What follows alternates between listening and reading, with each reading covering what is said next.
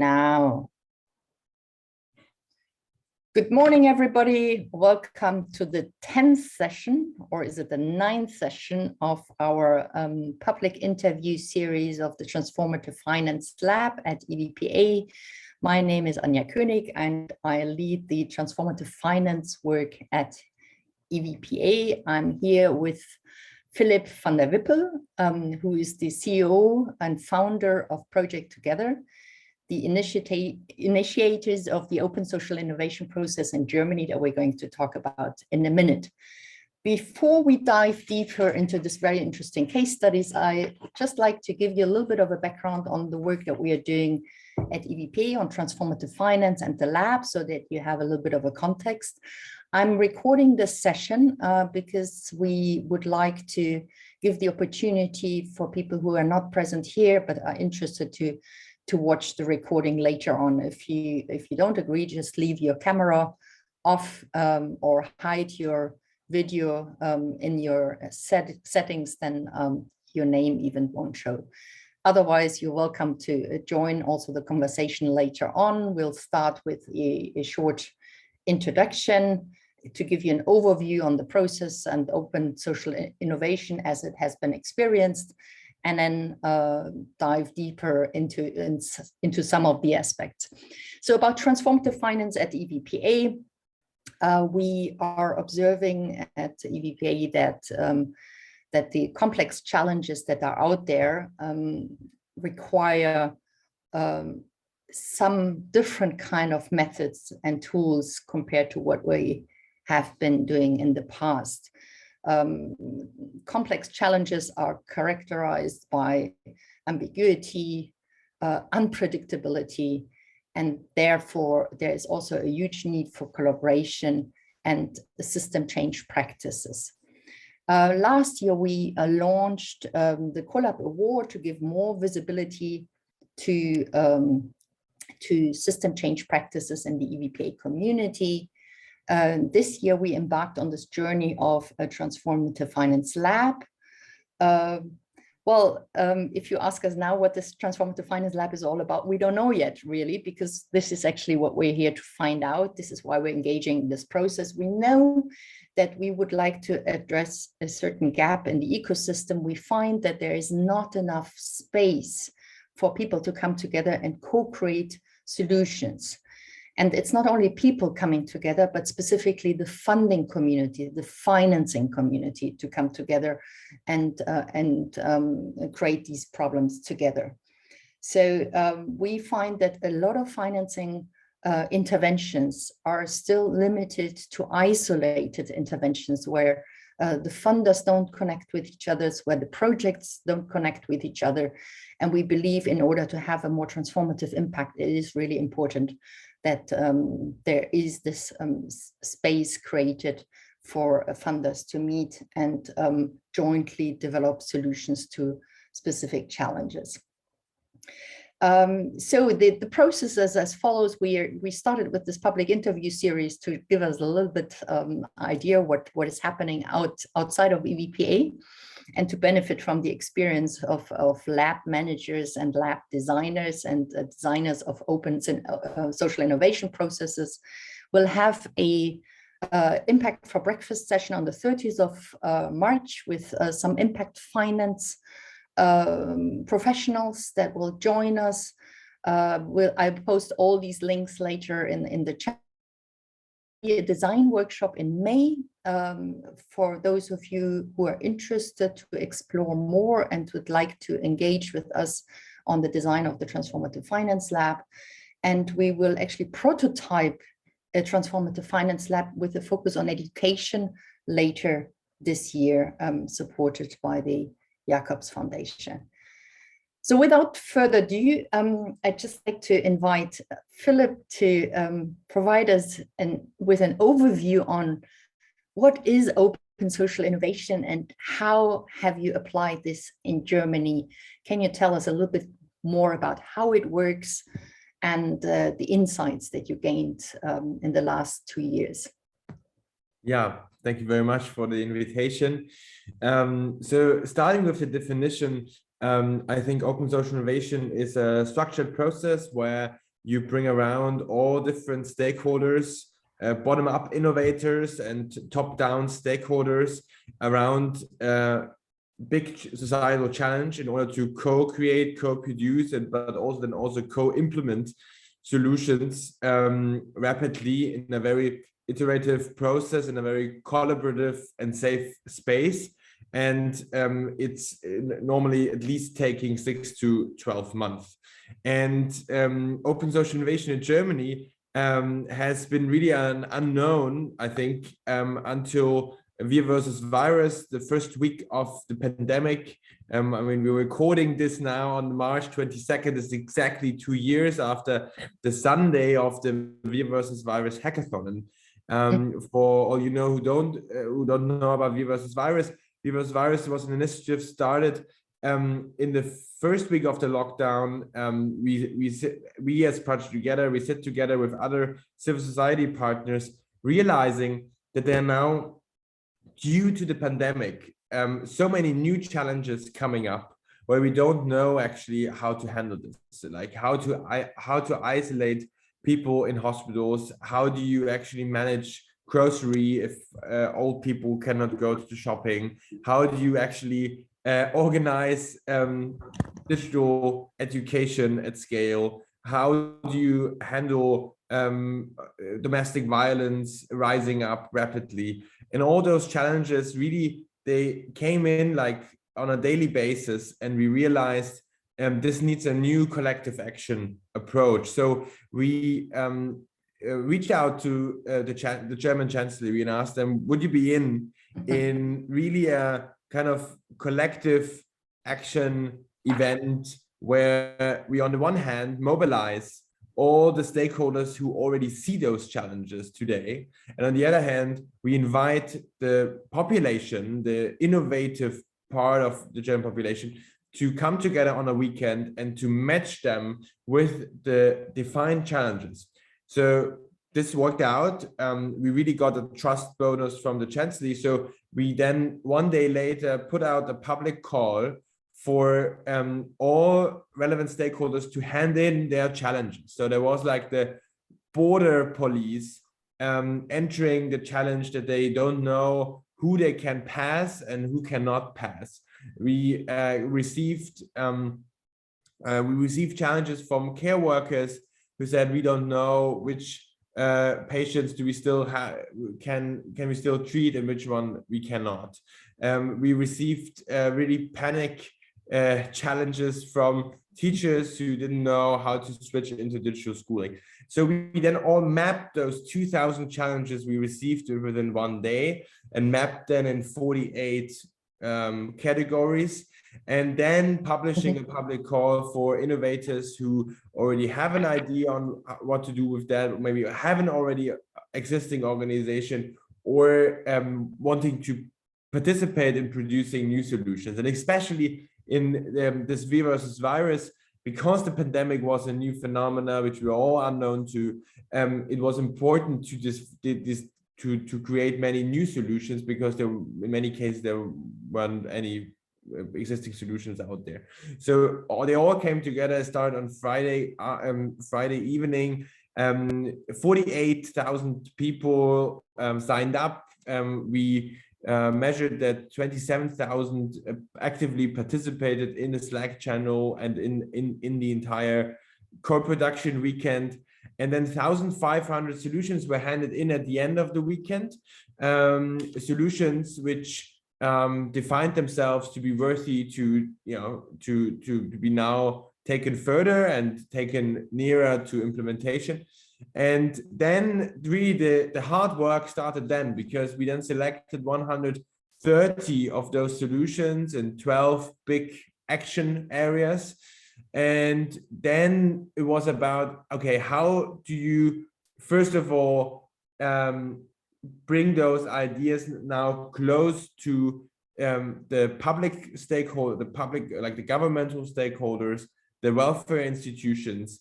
How do you now bring them into real implementation? Because we all know from the field of social innovation, it often takes years to develop a social innovation, and it's still unclear where is actually a good institutional haven where this solution can land and can be scaled. And in the pandemic, it was clear we don't have those years. This has to happen within a few weeks or months, otherwise it will be useless. So then I think we really learned about how to manage those very different cultures, because on the one hand you have those very impact-driven bottom-up innovators who see the problem and they have a solution. On the other hand, you have governmental institutions who more like think about the matter of risk and the matter of law and not about what is the biggest impact. And so there was also in moderating this process a big challenge to really balance those very different thinking patterns, which can be like simply said between thinking in terms of impact, thinking in terms of law, which is just a fact in working with the public sector.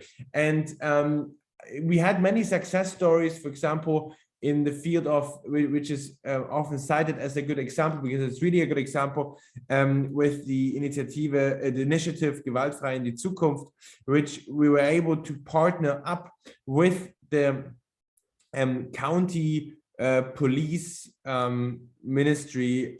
It's the Landeskriminalamt in Niedersachsen, which is one county in Germany, and they partnered up for co-developing, co-prototyping, and then also co-implementing a new solution for people affected from domestic violence.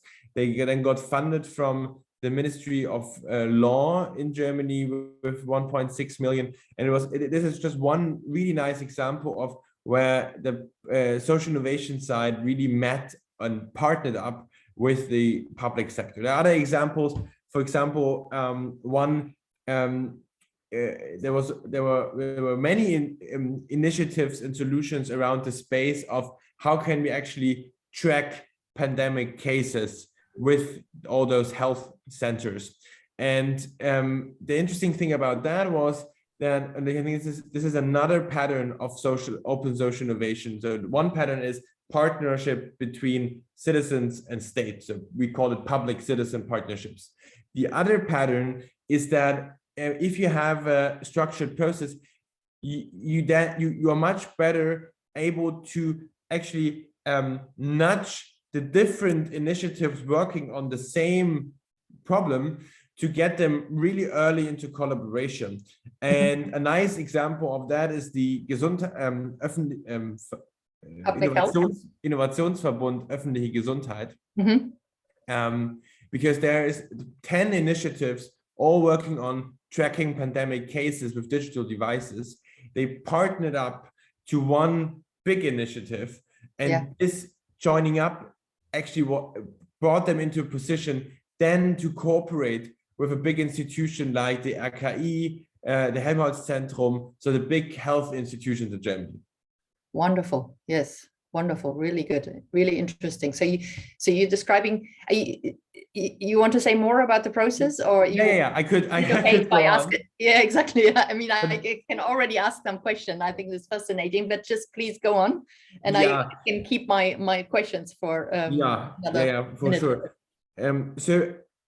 So I think this was like the second pattern, that the open social innovation is also about organizing players who work on similar topics, to bring them together in we call it action areas. So one action area was, for example, education in the pandemic, and the other was tracking pandemic cases in the health sector. And by bringing those stakeholders in their action areas together on a weekly basis, in a very, of course, then moderated and action-oriented way, it's fascinating that you get people and institutions into collaboration which would otherwise never meet. And I think for this to happen, it's important to organize this process in a certain pace and in a certain action orientation, because if you have a certain pace and a certain action orientation, and always in the framing of the moderators, a very clear focus on, okay, we want to make progress, we want to get that, then you don't lose yourself in those institutional pathologies, because if you take the pace out of the process, every institution starts to unfold their pathologies, because then they say, okay, if we have time to think about, so why are you even in this space? This is actually our space. Shouldn't we actually? But if you do this with a certain space and a certain, if you really trim them into not thinking about who is who, but what can we do together? This is exactly what you're doing now on the Alliance for Ukraine. No? It's also, there is an immediate urgency to act, and you convene people on a regular basis, and it is very well moderated, it's fast, and you only have a certain time available to move into action, and then one after the other gets ticked off, and then people move, and they see the progress as they are part of this call. They just see it happen. Exactly. Exactly. Really good example. And so I think this is just another phenomena in those processes. I think this very high pace, strong action orientated moderation, because you always, as a moderator, you always have to be clear that this very collaborative and open-minded and let's say goal-oriented mindset is not the status quo, right? It's not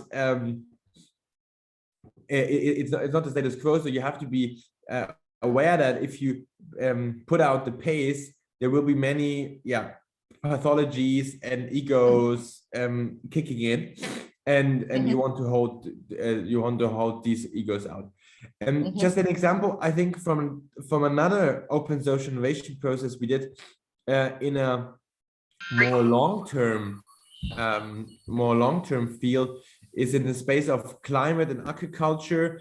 We're starting this process now, more than 1.5 years ago. It's called Farm Food Climate. It's a open social innovation process with the goal to bring together innovations, but also agriculture stakeholders to transform agriculture into a more regenerative and climate neutral agriculture. And this is, of course, not a crisis scenario, although it's a crisis, but people don't feel it so much as a crisis, the agriculture field, as we do it now with Ukraine. So here it's also about creating a certain momentum. So I just want to stress that, of course, there is a certain advantage for making these unusual partnerships happen in the time of a urgent crisis like the pandemic, like the Ukraine crisis, because everyone is willing to step aside from their usual business and to do whatever is needed.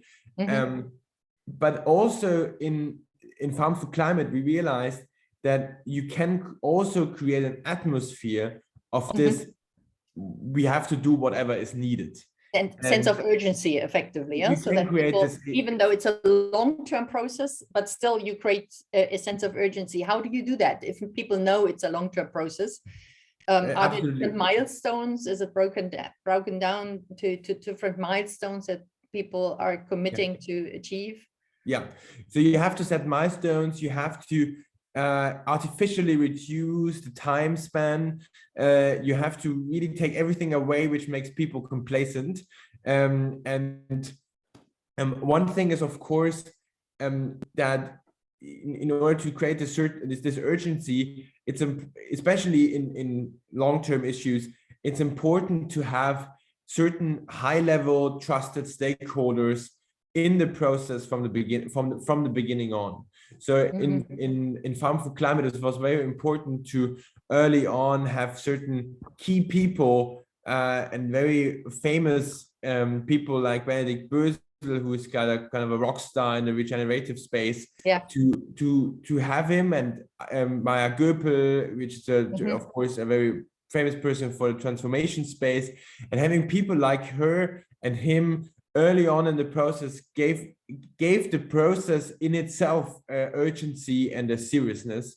And so it's, I think, putting up an open source innovation process, it's important to also already start with a good lineup from the first moment on. Which you managed. I mean, you started actually bringing in the German chancellor, the chancellor's office, into the V versus Virus hackathon. How did you manage? Yeah, so the first time we did it with V versus Virus, because we did it a second time, then a year later.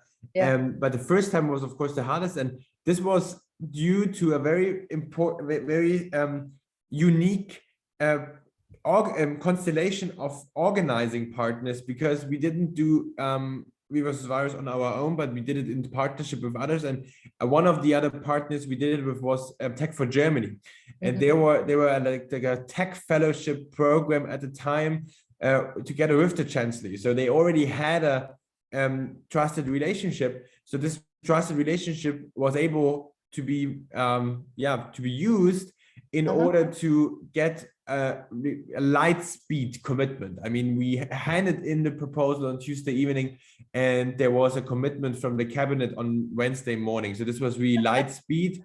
I think unprecedented. The chancellor didn't know us as one of the main organizers. I mean, there was really the trust handed over to Tech for Germany and the great people there. And they again trusted us. So it was really a completely trust-based thing, which enabled this light speed, because otherwise normally it takes weeks and months to get approvals.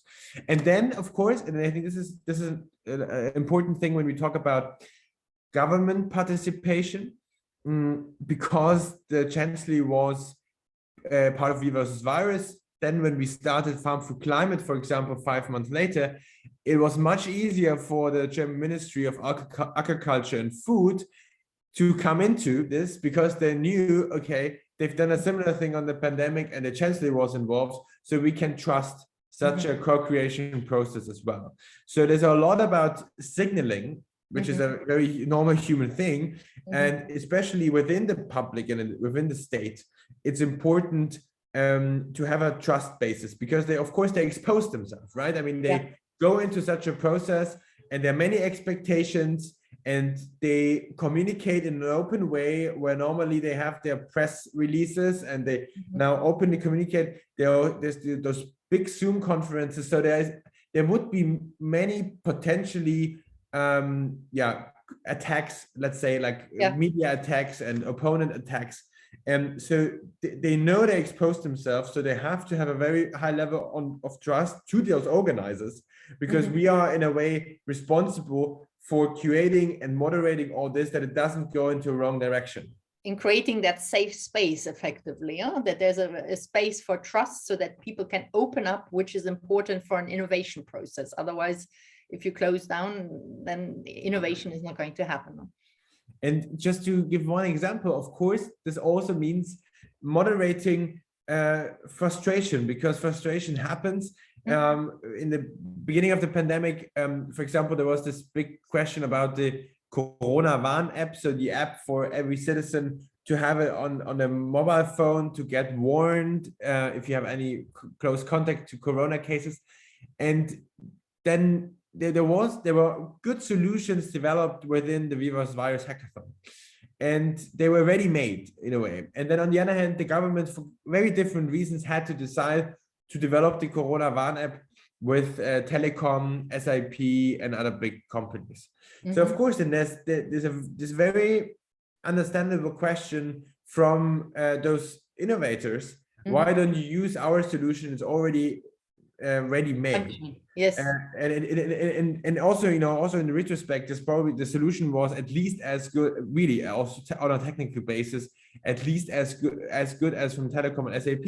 But in these days, the government couldn't rely on a team which is not a proper organization company. The risk would have been too high. But this is a political decision, which is nothing against those teams, but of course these teams, they receive it as a negligence, as a non-interest of the public sector.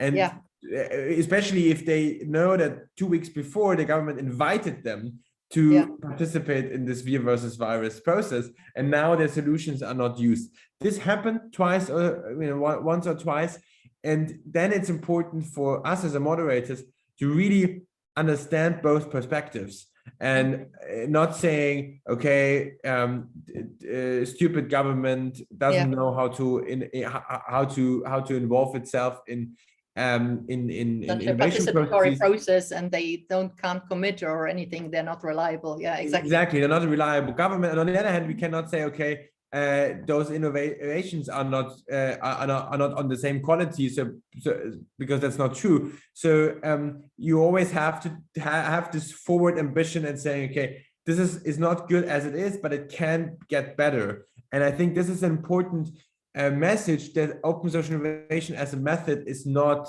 done. It's not complete. It always it requires many institutional structures which are not here yet.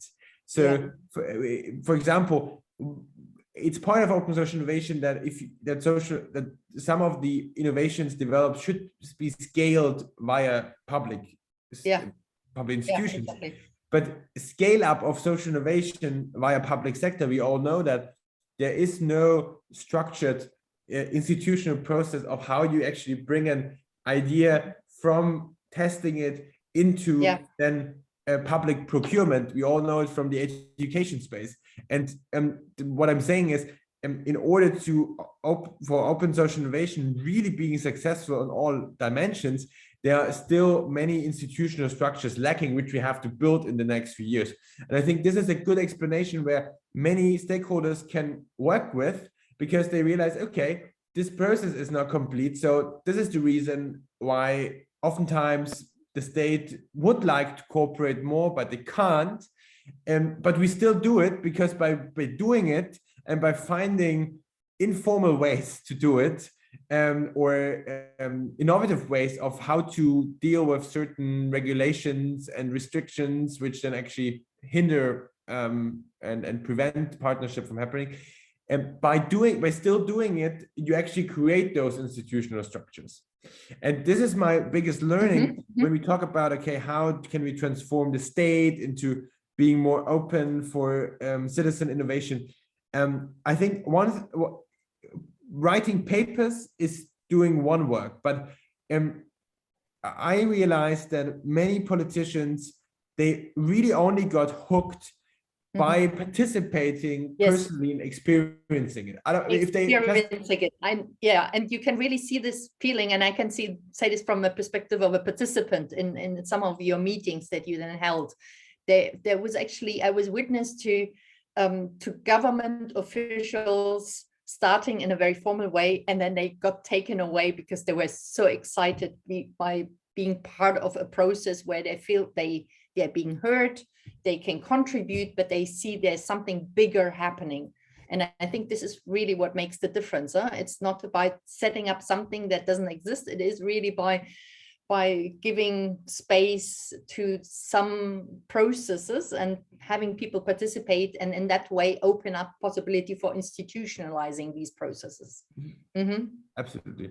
Yeah, makes a lot of sense. So I would like to talk a little bit about the success and how you measure your success. And you already gave some indications that it's not only about the concrete solutions that come out at the end of the day. For us, in our case, in the beginning, we kept talking about, we want to create this space to co-create financing solutions. And the more I think about it, I think there's another benefit to having this process. And maybe at the end of the day, it's not only about the solutions that come out at the end of this process. It is maybe about the process itself. You already indicated it could be actually transforming the public sector. What other impact do you see emerging from your past experiences of these open social innovation processes? Yeah. So on a direct level, on a direct impact level, of course, you have those solutions, and they are services and products, digital or non-digital, and they have either they have a private business model, or they are designed to actually be implemented in the public sector, or in German called into the Daseinsvorsorge. And then other models, they are classically non-profit social innovation, so they need foundation support and philanthropy.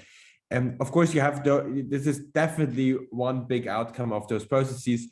I think in terms of just talking about those solutions for a minute, I think one advantage we see from open social innovation processes, if solutions are created, new solutions are created within those open social innovation processes, I feel that they are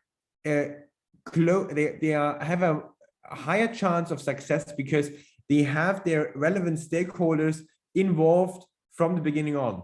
Because I mean, what those open social innovation processes provide to the participants creating solutions is that they have access to mayors, secretaries of state, head of welfare institutions from the first meetings. So this is, of course, a big advantage to starting a social startup without being embedded in the relevant system.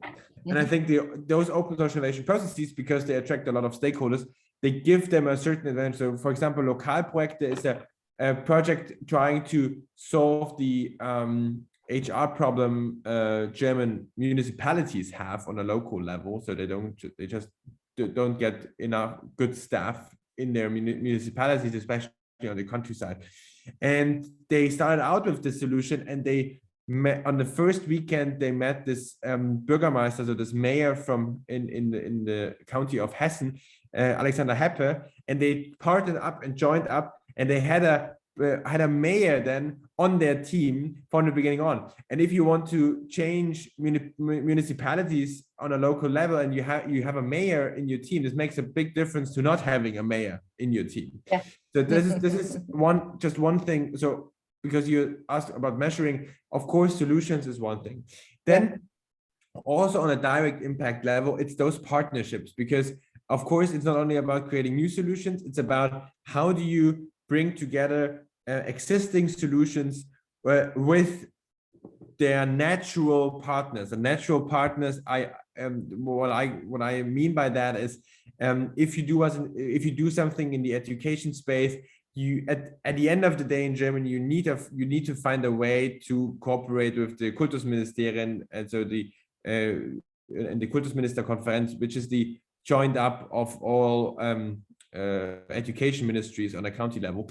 If you don't manage to do that, all the ed tech startups have shown it, you won't be anywhere, because nobody will use your applications. So no one will use it.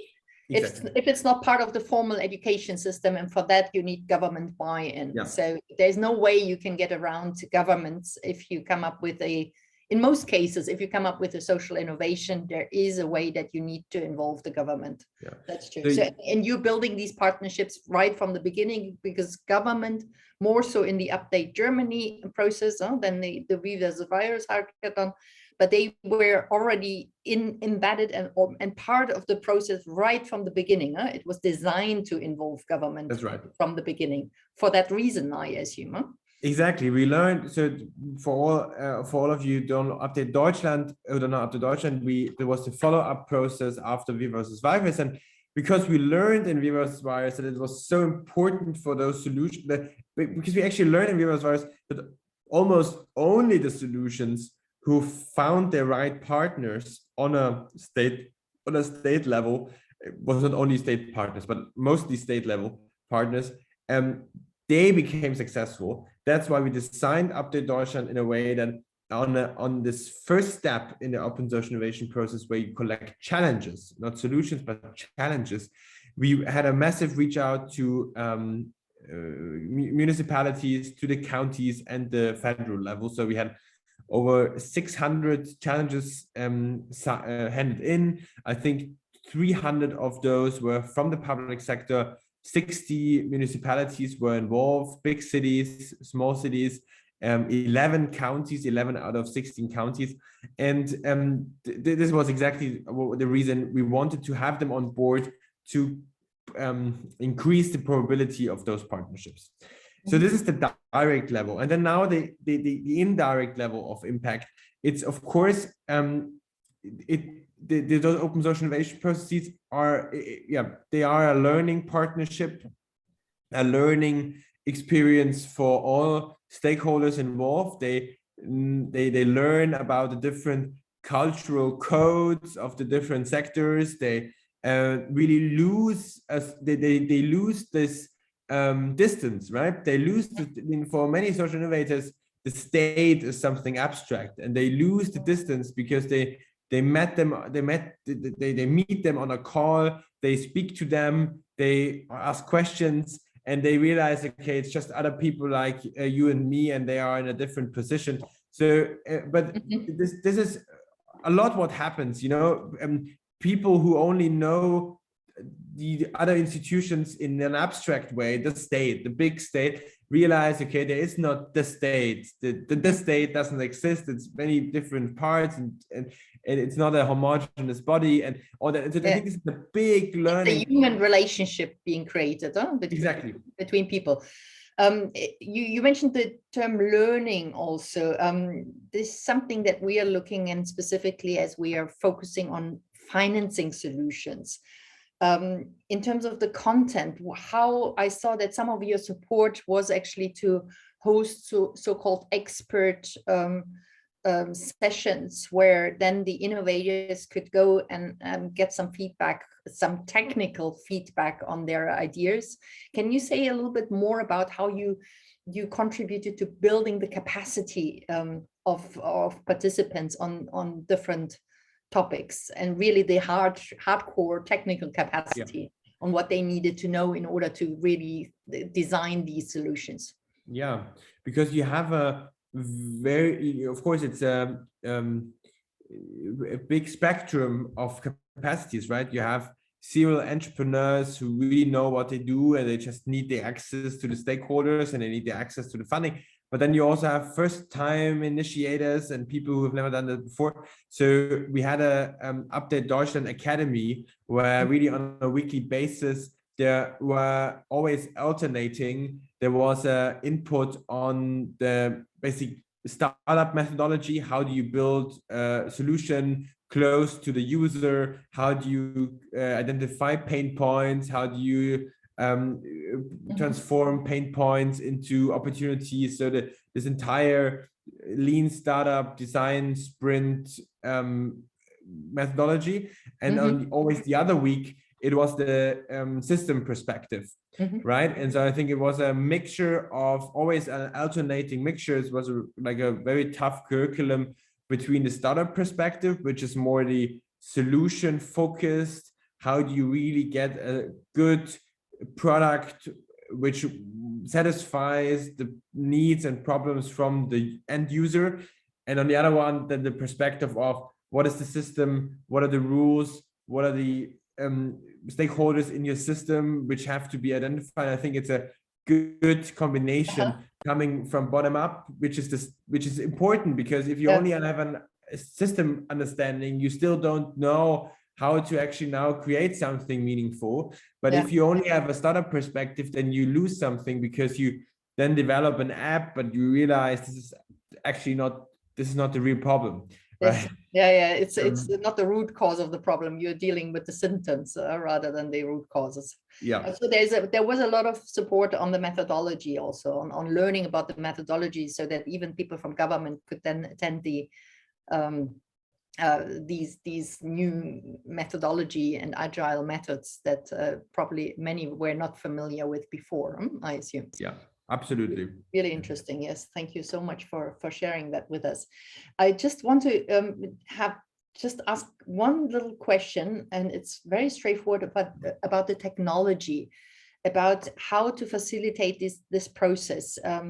Using the technology that you did use. I saw that you're using a lot of Slack to coordinate and bring people together. Obviously, there are the matching calls via Zoom, or there are a lot of calls via Zoom. can you say a little bit more about how technology is helping you to coordinate the process? Also, I saw something about dev post. I think that this is when you receive the challenges, an application which allows you really also to absorb all the amount of information that you get in a very short period of time. So can you tell us a little bit about the tools that you're using? Yeah, so it's really it's not one big platform we're using, because we realized this one big platform approaches oftentimes don't work.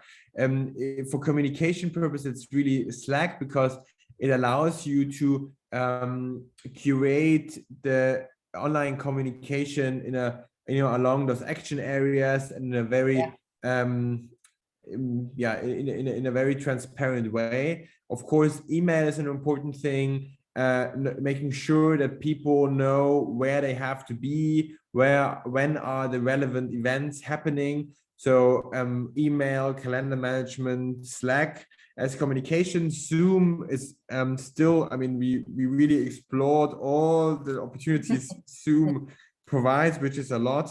We used Airtable, which is I think a more innovative way than using Excel sheets, but it's a very good way to make solutions transparent, to make them searchable, so that you can search through stuff. We have a internal platform of ProjectTogether where there are over 300-400 mentors, experts, and pro bono partners, where the innovators can actually ask for pro bono resources and expertise, which is used a lot, so that they have an own login there. They see all the profiles, and then it's an automatic process of being matched. And that's a methodology that was used somewhere else, and then you just adapted that to your own purposes, or is that? No, we developed it. We developed this platform ourselves. It's actually a matching platform for expertise and social and pro bono resources, specifically for social innovators. And then, of course, there are other tools like DevPost, which we use occasionally. But I think this is the main tech stack, right?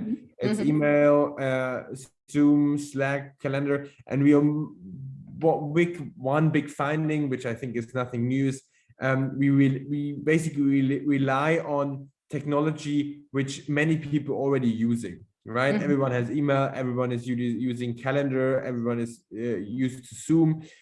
So really working building the workflows around things people know.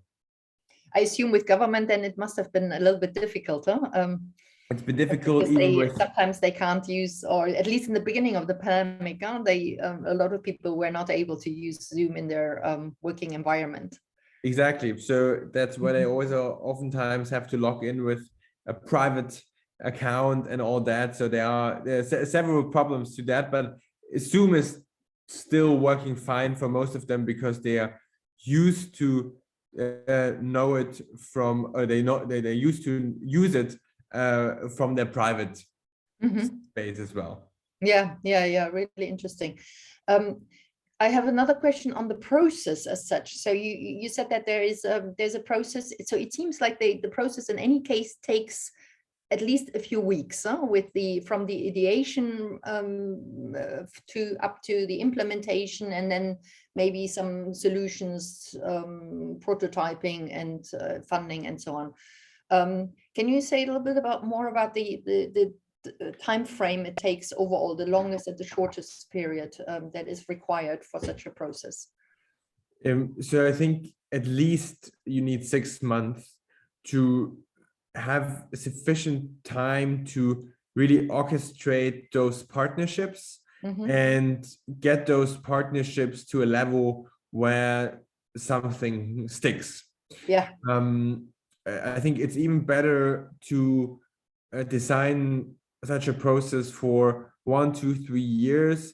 We decided that we will in our running processes like Farm for Climate and Circular Futures, we designed them for at least 3 years or even more, because what you will see is that once you start such a process, you gather so much trust and you collect so much assets that just stopping it at a certain point and saying this is it now is really unsustainable.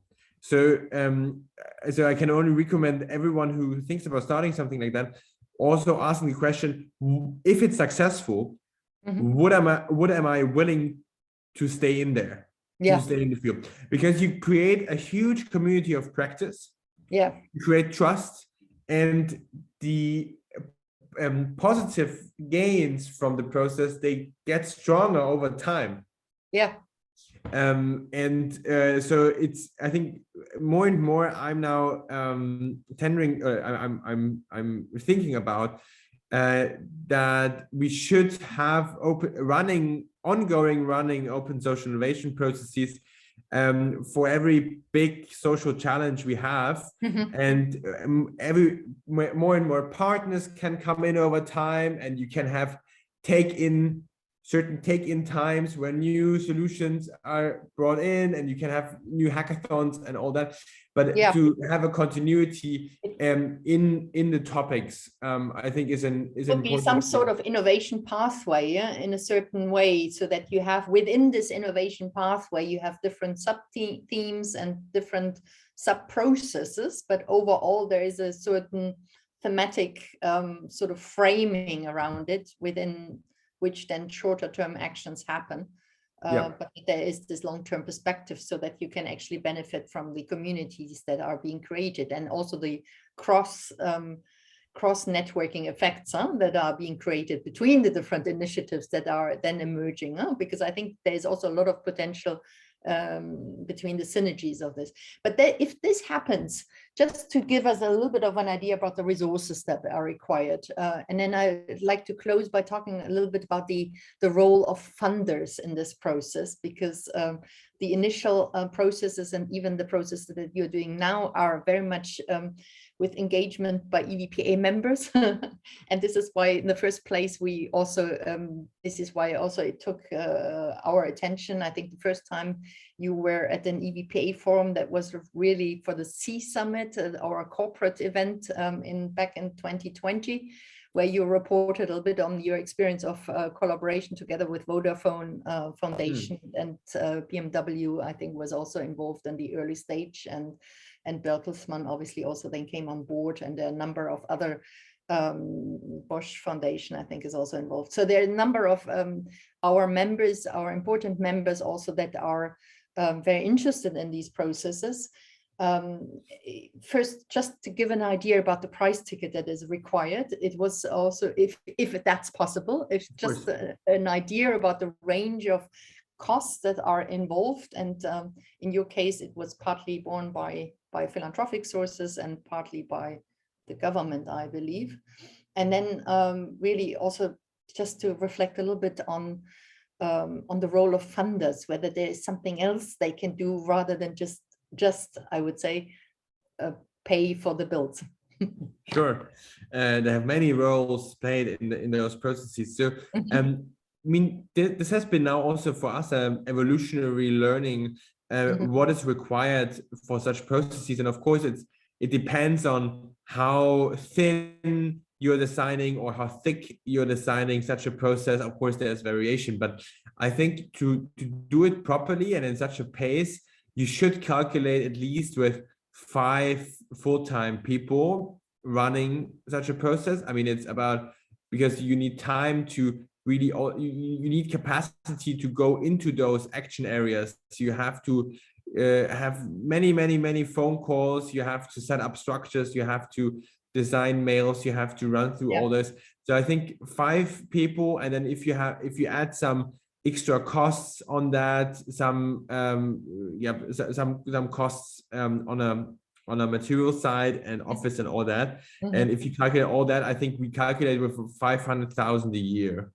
So this is realistic of course, there are many layers you can add and all that, but I think this is what at least we calculate. We, you know, on the funder side, funders are involved in two ways with respect to funding. They are, on the one hand, involved as funding the process itself, but at the same time, similar as we do it now with the Alliance for Ukraine, we oftentimes also set up a fund related to the open source innovation process in order to pool money and to distribute this money in the process very unbureaucratically, easily, quickly. And in the Alliance for Ukraine, over, I think it's now more than 10 foundations and companies and private families, they now already pooled over 1 million. And it's very, this helps. I mean, having a fund which can be designed into the process helps, because otherwise you always have, every single day you have the case saying, okay, this is where that's where now money would be helpful and also, and then there's no money available, and then everybody says, oh, sorry, exactly, helpful and useful, and then you start reaching out to other foundations which are not part of involved in the process, so they need weeks and months to familiarize themselves, and then already the opportunity is lost. So it makes a lot of sense to have like a inbound or internal fund, integrated fund into the process. So there is a funding mechanism both for the process as well as for the solutions that are emerging. Exactly. And foundations are involved in both ways. So for example, Bosch, Bertelsmann, Mercator, they were the ones funding the process UpdateDeutschland in itself. And then we had many other funders, Vodafone, BMW, also the public institution, Deutsche Stiftung Engagement und Ehrenamt. They all then pooled money for a small fund, similar as we do it now with the Alliance for Ukraine. And so I think this is maybe one or two sentences about the fund. I think, I mean, it's about venture philanthropy. It's about giving early and fast access to money between like 10 to 50,000. And apart from the funding, it's, I think, a very often, every time it was a great experience for funders to co-learn, like to co-fund, collective funding, but also to learn about, okay, why is this funder thinking about this project or this topic in such a way? So this co-learning between funders, because I mean, this big foundations and the heads of foundations, they have massive knowledge because they see so much every day. But bringing this together is, I think, a good outcome, another outcome of having such a fund. Actually, and this is also how I pitched it when I shared the opportunity for the Ukraine Alliance for Ukraine fund. I also posted that here in the chat. I think beyond the obvious impact it has on the supporting these initiatives that are helping the refugees arriving in Germany, there is also a huge opportunity for joining this community of funders and merging their brains and becoming part of a community that works together towards a common solution. And I think, to me, this is really the benefit of and probably the impact, the indirect impact that we're going to see with also these kind of open social innovation processes and funding. Beyond the philanthropy sector, I mean, you obviously also had a lot of corporates involved, advisory, professional advisory firms, but also Google, I think, was involved, if I remember correctly, Microsoft and other organizations, other corporates. What can be expected from this community, and is there something also beyond grant funding that is needed at some point in an innovation process? Also thinking about maybe equity investments or debt investments that will be required also to bring a prototype to scale. Yeah. So first of all, of course, corporates have big production facilities. They now also in the Alliance for Ukraine, we see that big companies can produce like massive scales, right? Massive economies of scale, which are needed, which so small innovations could never do. So really offering their production facilities, offering their sales pipelines, offering their customer base in terms of reach, in terms of giving a social startup the opportunity to be listed in their in their products. For example, Krisenchat, which is a very low threshold WhatsApp based crisis response for young people. They are now integrated into Techniker Krankenkasse and the big insurances. So health insurance. Insurances. So so there are many partnerships where corporates are needed with their power to distribute and to bring something to the market, to basically go to market. And so it is really important that they're also involved. We often think about it, and even in our community, we often think about the public philanthropic partnerships, which is already something beyond what used to be done in the past. But I think now to think also about the cooperation with the corporate sector as a way to scale up these innovations is certainly a pathway to make a bigger transformative impact. And bring this to scale, because then also the corporates obviously can invest in such a solution. It's not only government that can invest in it. It's also the corporates who have some money if they think this is of interest to their audience and their clients. There was one question here from Veronique. I'm not talking all the time and asking question myself because I find this very interesting, but I did actually ask whether anybody had a question, and there was nobody who had a question except Veronique, just asking the question about how to make sure that you had all generations involved in the process. And I would really like to ask you to be very short about the response, because we are already arriving at the end of our session. And then I'd like to close. The short response is that we managed this through involving network partners in the beginning of the reach out.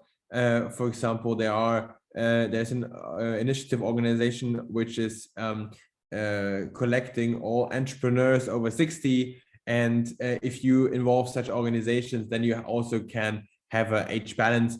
Of course, there is a certain age bias towards the young generation in those processes. This has very normal reasons for tech reasons and all that. But we're trying to counterbalance that. Yeah. Thank you so much, Philipp. I can only thank you for this wonderful discussion and all the information that you shared. Congratulations again for the work that you're doing. It's fantastic, and I think it has been inspiration to all of us, and it will be an inspiration, hopefully, not only in Germany, but also across Europe when we share this information more widely. And I hope we can stay in touch and you'll join us at one of the upcoming meetings, and we can engage more with you to benefit from your experience. Thank you so much for thank you for your work and for the invitation. Thank you. Bye-bye.